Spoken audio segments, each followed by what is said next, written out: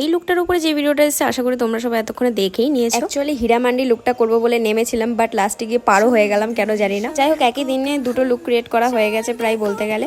আর তারপরে প্রত্যেকটা শ্যুটের পর যে মেসটা আমি ক্রিয়েট করি ওটা যদি আমি মানে আসল রিয়েলিটিটা যদি তোমাদের দেখাই তোমরা অজ্ঞানী হয়ে যাবে। সবসময় গেট রেডি উইথ মি এর ব্লগ দেখো, আজকে গেট আনরেডি উইথ মি এর ব্লগ তোমাদেরকে দিচ্ছি। আর দেখো হাতের আলতাগুলো দিয়ে ব্যাক কভারটা কি অবস্থা করে। শ্যুট চলাকালীন তো কোনো খাবার দাবারের গল্প থাকে না, বাট করতে করতে এত মাথা ধরে যায় তো তার জন্য চাটা তো দরকার। চাটা খেয়ে তারপর বসলাম মেকআপটা তোলার জন্য। আর বেসিক্যালি খুবই আনফিল্টার্ড একটা মিনি ব্লগ তোমরা দেখছো, তোমাদের হয়তো দেখতে পচা লাগতে পারে, বাট কি করতে পারি। আর খুবই ন্যাচারাল ওয়েতে আমি মেকআপটা ক্লিন করি সবসময়। নারকেল তেল ইউজ করি যাতে মেকআপটা মানে মেল্ট হয়ে যায় তাড়াতাড়ি। ফেস ওয়াশ দিয়ে মুখটা ক্লিন করে আসার পর তারপরে জাস্ট অ্যাপ্লাই করে নিলাম ক্রিম। আর আলতাগুলো এত বাজে দেখো আমার মুখে মুখে কোথায় কোথায় লেগে আছে, হাত থেকেও ওঠেনি। তারপর যা মেসগুলো করেছিলাম তারপর সেগুলোকে গুছিয়ে গাছিয়ে নিয়ে চুলটা একটু আঁচড়ে নিয়ে চুলের মধ্যে একটু তেল অ্যাপ্লাই করলাম, কারণ আমি কালকে শ্যাম্পু করবো। তো আজ এটুকুই, সি ইউ নেক্সট।